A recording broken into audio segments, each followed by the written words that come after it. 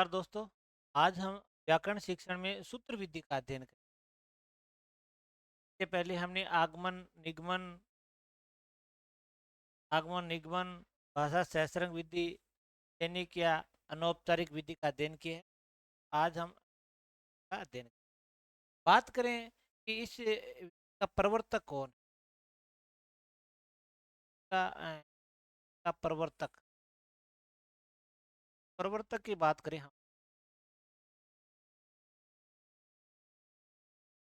का प्रवर्तक महान विद्वान पाणिनि माना जाता है। संस्कृत भाषा के लिए पहले व्याकरण लिखी पाणिनि, वो इस विधि के क्या है, प्रवर्तक। कई बार एग्जाम में ये पूछा गया है, सूत्र विधि के प्रवर्तक महान विद्वान पाणिनि है। पाणिनि की एक रचना है अष्टाध्यायी, वो इसी विधि पर आधारित है। हम बात करें, पाणिनि की एक रचना है, रचना अष्टाध्यायी।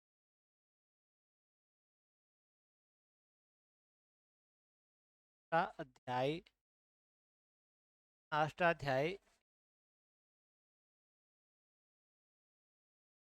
विधि पर आधारित है।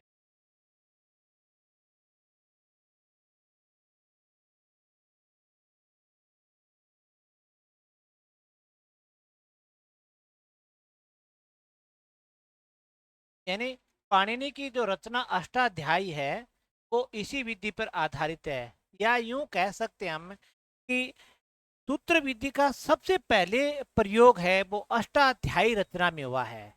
यानी इस विधि का सर्वप्रथम प्रयोग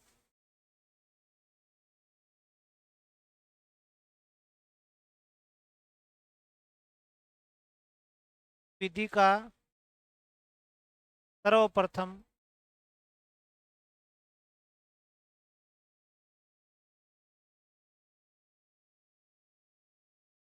प्रयोग प्रयोग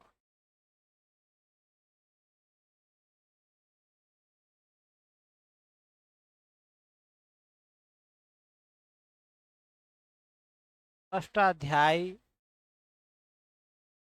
रचना में हुआ है।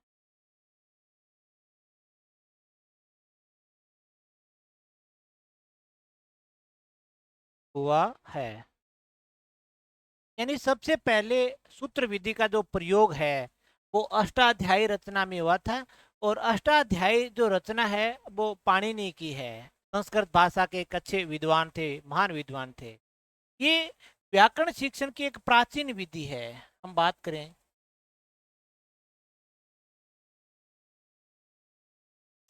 ये है व्याकरण शिक्षण की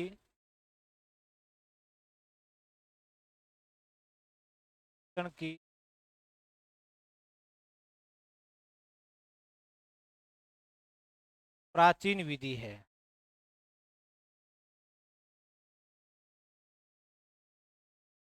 और हिंदी में ये संस्कृत भाषा से आई है। हिंदी में ये विधि संस्कृत भाषा से है।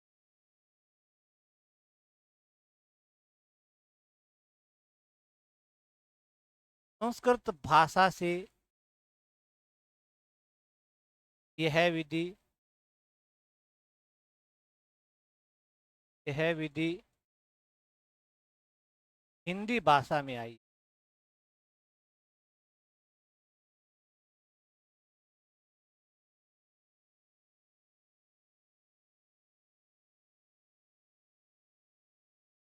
यह विधि संस्कृत से हिंदी भाषा में आई है, क्योंकि मूलतः ये विधि संस्कृत की है। क्योंकि पाणिनि संस्कृत के ही विद्वान थे। उनकी जो रचना थी अष्टाध्यायी, जो संस्कृत की व्याकरण थी, प्रथम व्याकरण कहा जाता है उसे। तो ये संस्कृत से हिंदी भाषा में ये विधि आई है। तो कौन सी ऐसी विधि है जो संस्कृत से हिंदी भाषा में आई है? वो है सूत्र विधि। अब अगर हम बात करें, एक सामान्य परिभाषा की बात करें,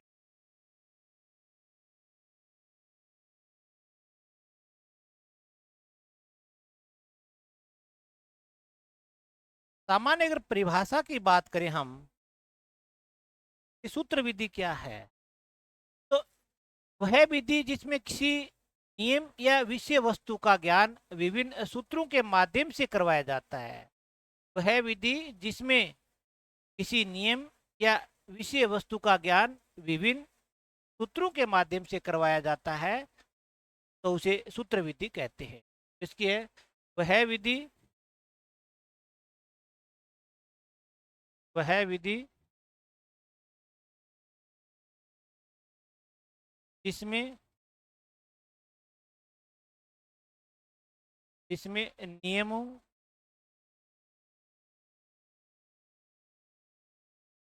तथा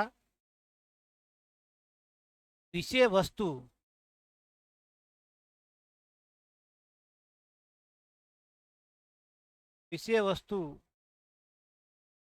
का ज्ञान विभिन्न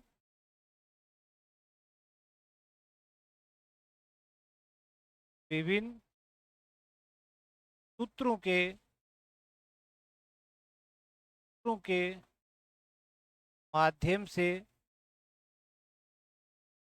माध्यम से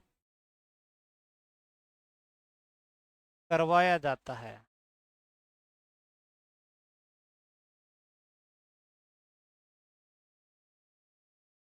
तो उसे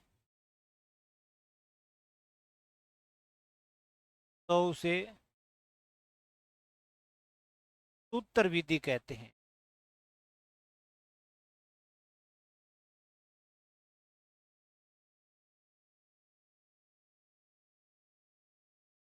यानी वह विधि जिसमें नियमों तथा विषय वस्तु का ज्ञान है विभिन्न सूत्रों के माध्यम से करवाया जाता है, तो उसको हम क्या कहते हैं? सूत्र विधि कहते हैं। अगर हम बात करें सूत्र की क्या परिभाषा हो सकती है, तो सूत्र की परिभाषा की अगर बात करें,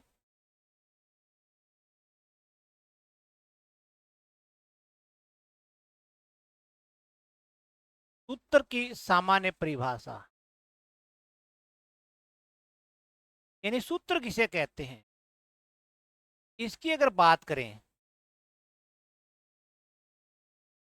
सूत्र की सामान्य परिभाषा, तो पहले हमने शिक्षण सूत्र विधि की परिभाषा देखी थी, अब सूत्र की परिभाषा देखते हैं। तो सूत्र की परिभाषा वह रचना जो अल्प अक्षरों वाली हो, संदेह से रहित हो, सार से युक्त हो, दोष से रहित हो तथा अनिंद्य हो, तो उसे क्या कहते हैं? सूत्र कहते हैं। वह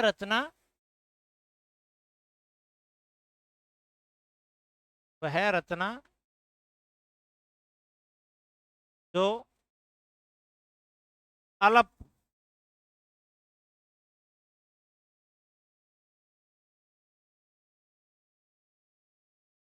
अक्षर वाली हो,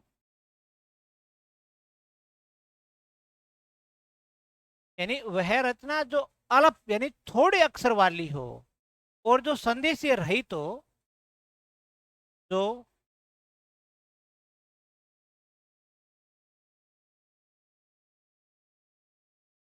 संदेह से रहित हो,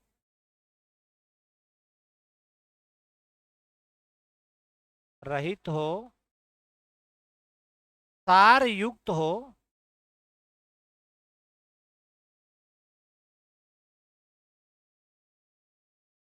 दोष रहित हो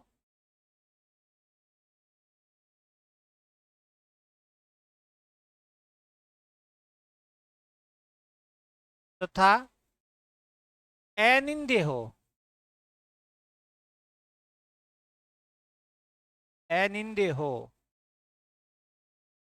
तो उसे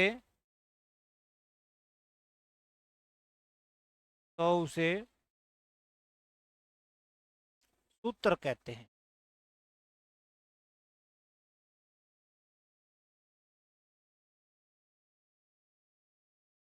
वह रचना जो अल्प अक्षर वाली हो, यानी थोड़े अक्षर हो, उसमें संदेह से रहित हो, सार युक्त हो, दोष रहित हो तथा अनिंद्य हो, जिसकी निंदा नहीं की जा सकती, उसे हम सूत्र कहते हैं। तो ये इसकी एक सामान्य परिभाषा है कि सूत्र अब बात करते हैं कि सूत्र के भेद कितने हैं।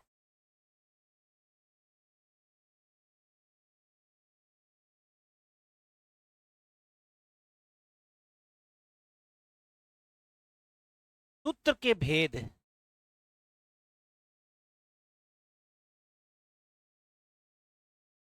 सूत्र के भेद, सूत्र के 6 भेद माने जाते हैं। सूत्र के कितने भेद माने जाते हैं? 6 माने जाते हैं। जैसे संज्ञा सूत्र है, परिभाषा सूत्र है, अतिदेश है, विधि सूत्र है, नियम सूत्र है या अधिकार सूत्र है। तो इसमें जैसे पहला संज्ञा सूत्र है,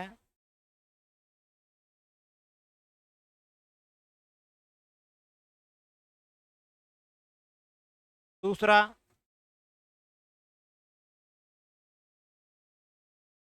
परिभाषा सूत्र है,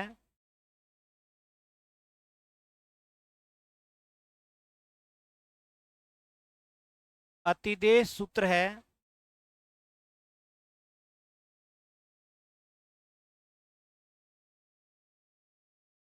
नियम सूत्र है,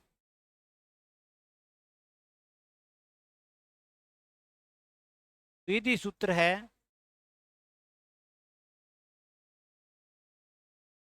अधिकार सूत्र है। तो कोई ये पूछे कि सूत्र विधि में सूत्र के भेद कितने हैं, तो सूत्र के 6 भेद माने गए हैं। संज्ञा सूत्र, परिभाषा सूत्र, अतिदेश, नियम, विधि और अधिकार, ये 6 भेद है इसके।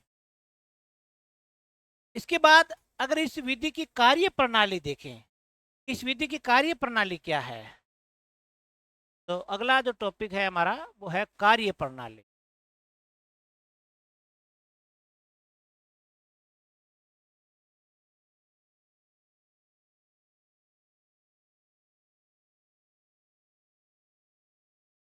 अध्यापक कक्षा कक्ष में क्या करता है?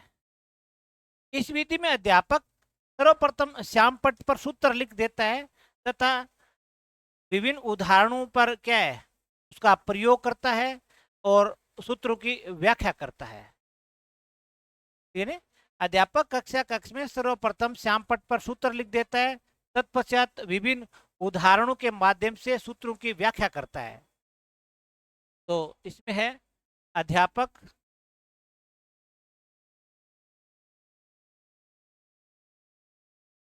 अध्यापक सर्वप्रथम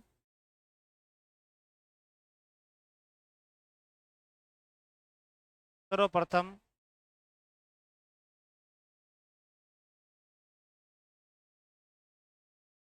कक्षा कक्ष में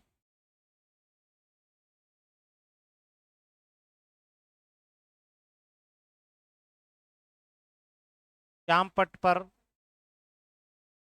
सूत्र लिख देता है,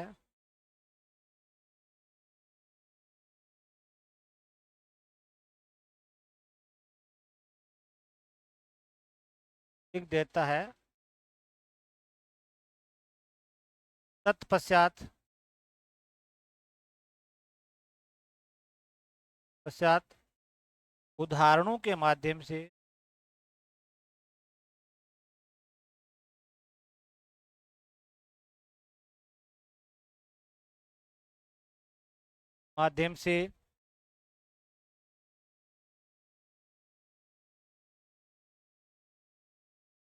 सूत्र की व्याख्या करता है।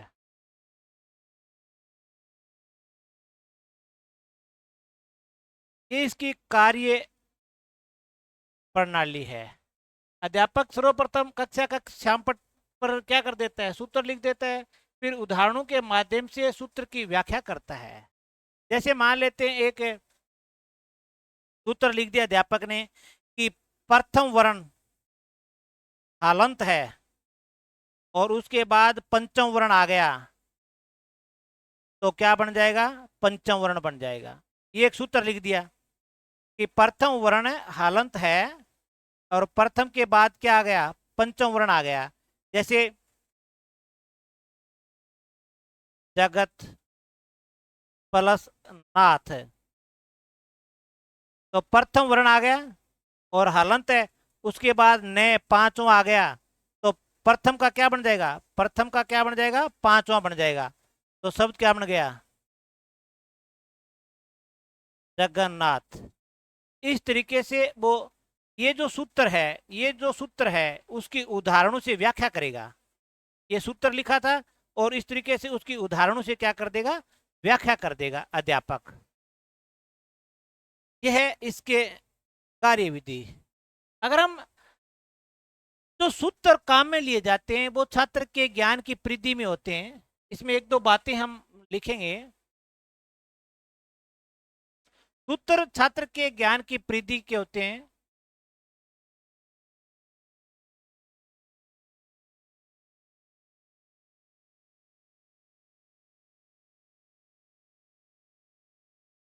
छात्र की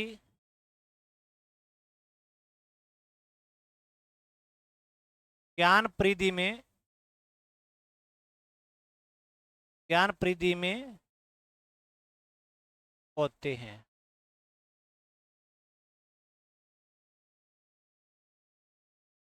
जिन सूत्र का हम प्रयोग करते हैं वो छात्र की जो ज्ञान की जो सीमा है वो उसी सीमा के अंतर्गत होने चाहिए।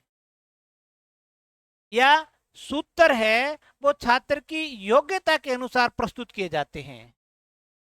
यानी सूत्र छात्र छात्र की योग्यता के अनुसार, योग्यता के अनुसार प्रयुक्त किए जाते हैं।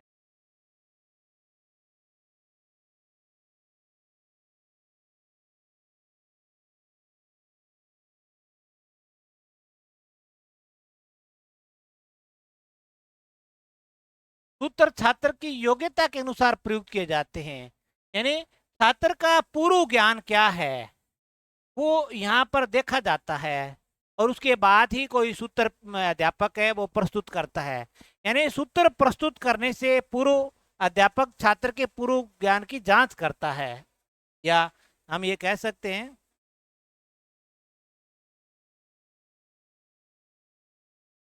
सूत्र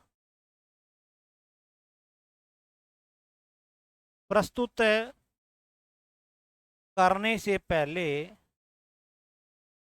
करने से पहले छात्र अध्यापक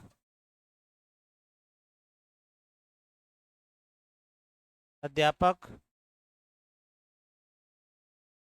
छात्र के पूर्व ज्ञान की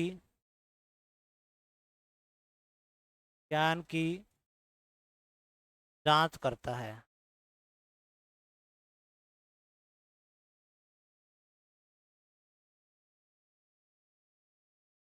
ये है सूत्र से संबंधित एक दो बातें कि सूत्र किस प्रकार के होने चाहिए, किस लेवल के होने चाहिए, और अध्यापक सूत्र प्रस्तुत करने से पहले छात्र की जांच करता है।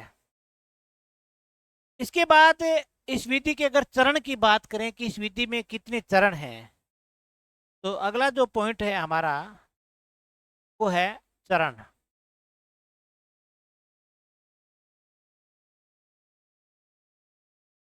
इस विधि में चरण है राम गोपाल कृष्ण भंडारकर के अनुसार है, क्योंकि पाणिनि ने तो ये विधि बनाई थी लेकिन इसमें बाद में क्या है कि रामकृष्ण गोपाल भंडारकर ने कुछ परिवर्तन कर दिया था।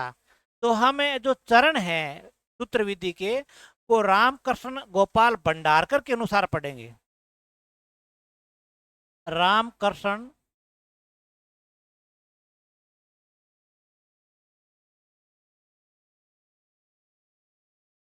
गोपाल भंडारकर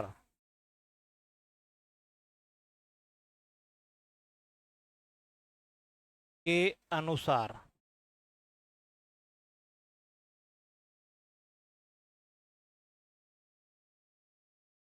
यानी राम कृष्ण गोपाल भंडारकर के अनुसार चरण देखेंगे। तो इसमें एक तो होता है पूर्व ज्ञान।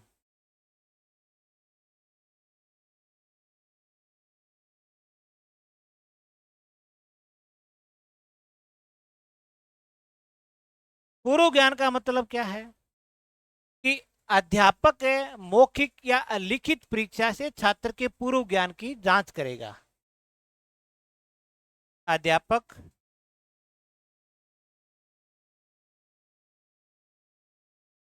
अध्यापक मौखिक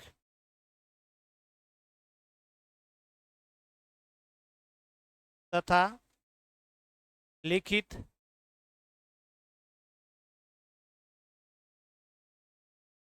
परीक्षा से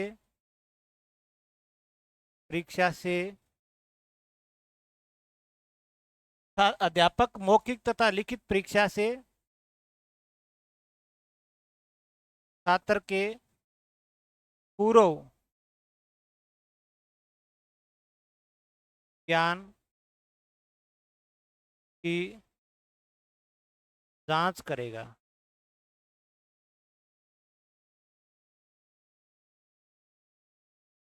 ये इसका पहला चरण है।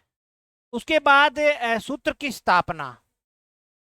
दूसरा जो चरण है वो है सूत्र की स्थापना। दूसरा चरण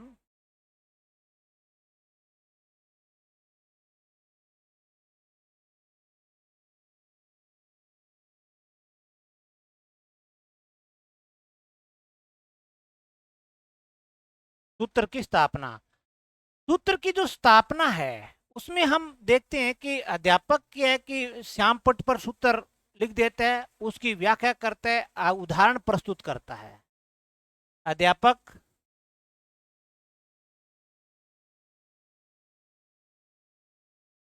अध्यापक श्याम पट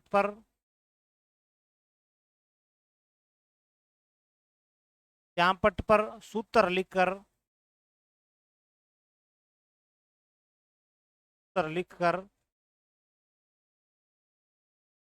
उदाहरण प्रस्तुत करता है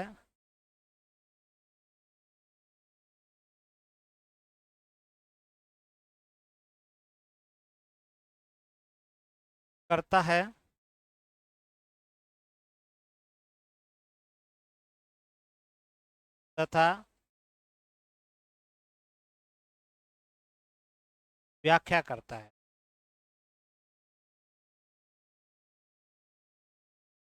सूत्र की स्थापना में क्या करेगा, अध्यापक श्याम पट पर सूत्र लिखकर उदाहरण प्रस्तुत करता है और फिर सूत्र की व्याख्या करता है। उसके बाद है प्रयोग। प्रयोग में क्या है, 3 नंबर,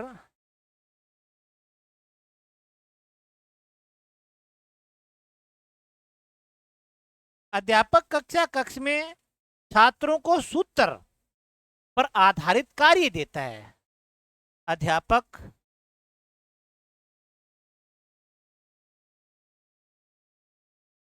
कक्षा कक्ष में कक्षा कक्ष में सूत्र पर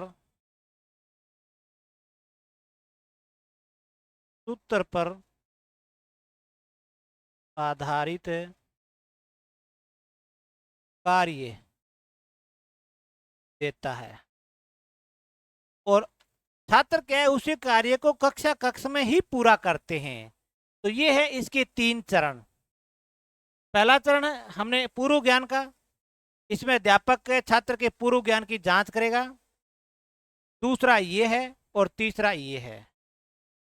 उसके बाद अगर हम बात करें कि इस विधि में कौन कौन से शिक्षण सूत्रों का प्रयोग किया जाता है। शिक्षण सूत्र,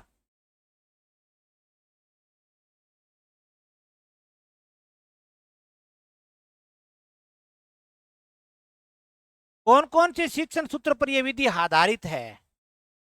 1 नंबर की बात करें, नियम से उदाहरण की ओर। जो निगमन विधि के सूत्र हैं वही आएंगे, नियम से उदाहरण उदाहरण की ओर। जैसे प्रमाण से प्रत्यक्ष की ओर,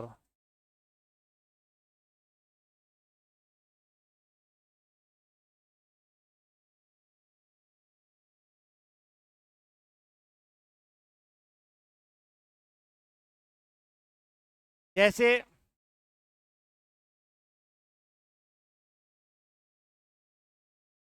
अंश से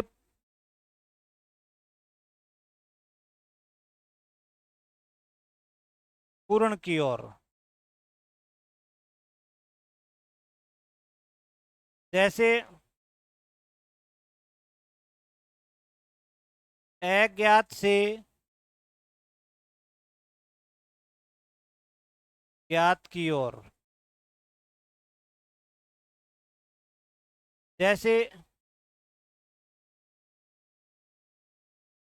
अमूर्त से मूर्त की ओर,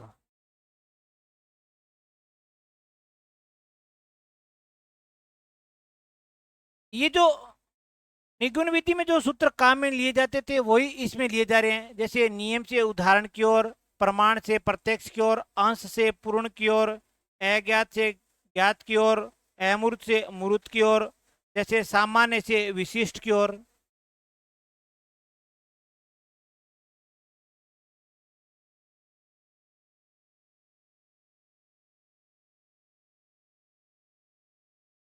इन शिक्षण सूत्रों का प्रयोग इस विधि में किया जाता है। इसके बाद अगर हम बात करें कि इस विधि के गुण क्या हैं, इस विधि के गुण कौन कौन से हैं, तो गुणों की अगर बात करें हम, एक तो इसका सबसे बड़ा जो गुण है कि उच्च कक्षाओं में व्याकरण शिक्षण के लिए उपयुक्त विधि मानी जाती है।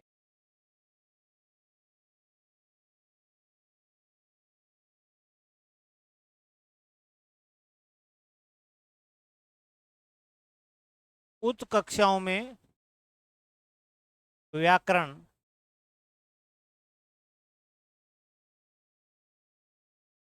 शिक्षण की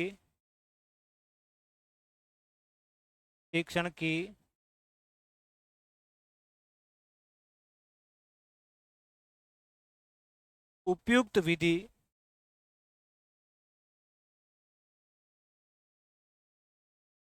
मानी जाती है।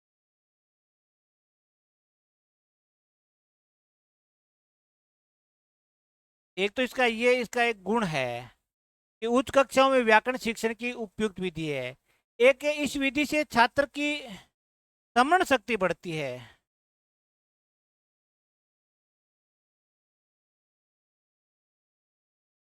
इस विधि से छात्र की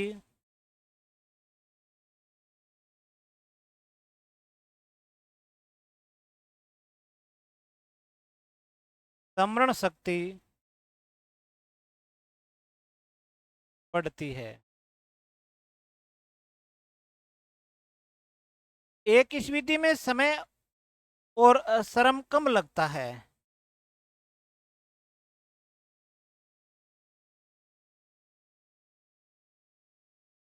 विधि में समय व श्रम कम लगता है।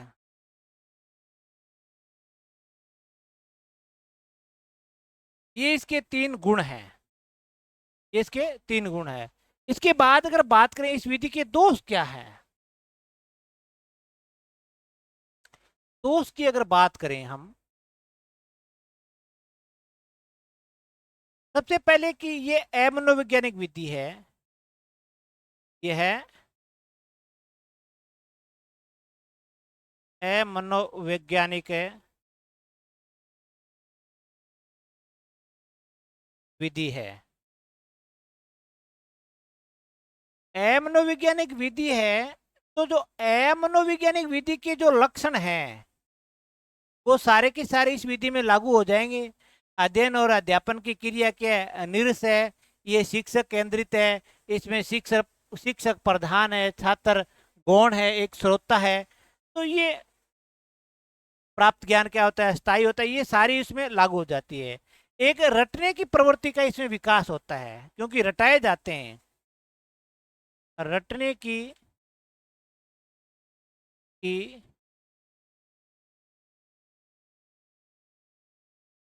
प्रवृत्ति का विकास होता है।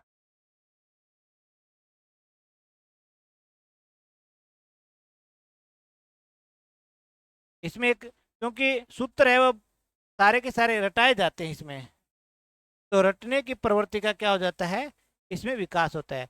प्राप्त ज्ञान स्थायी नहीं होता है। एक इस विधि की जो खासियत बात यह है कि प्राप्त ज्ञान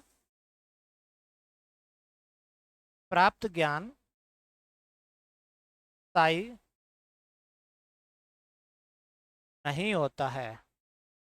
इस विधि में जो भी हम ज्ञान प्राप्त करते हैं वो स्थायी नहीं होता है। रटने की प्रवृत्ति के बाद एक प्राथमिक स्तर पर व्याकरण शिक्षण के लिए उपयुक्त विधि नहीं है। एक हम कह सकते हैं कि प्राथमिक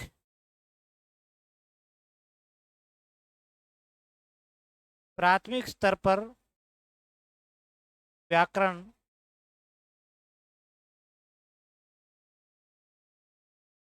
व्याकरण शिक्षण की उपयुक्त विधि नहीं है। ये इसके कुछ दोष हैं। मनोवैज्ञानिक विधि है, रटने की प्रवृत्ति का विकास होता है, प्राप्त ज्ञान स्थायी नहीं होता है, प्राथमिक स्तर पर व्याकरण शिक्षण के लिए उपयुक्त विधि नहीं है, और ये इसके कुछ गुण हैं। आज की इस क्लास में हमने पाणिनि के द्वारा जो एक विधि बनाई गई थी सूत्र विधि, उसका अध्ययन किया। और इस विधि का सबसे पहले प्रयोग है वो अष्टाध्यायी रचना में किया गया था। यानी पूरी की पूरी अष्टाध्यायी जो रचना है पाणिनि की वो सूत्रों पर आधारित है। सारी की सारी आप व्याकरण देखो, सारी की सारी व्याकरण सूत्रों पर आधारित है। तो इसका मतलब पाणिनि की ये विधि है।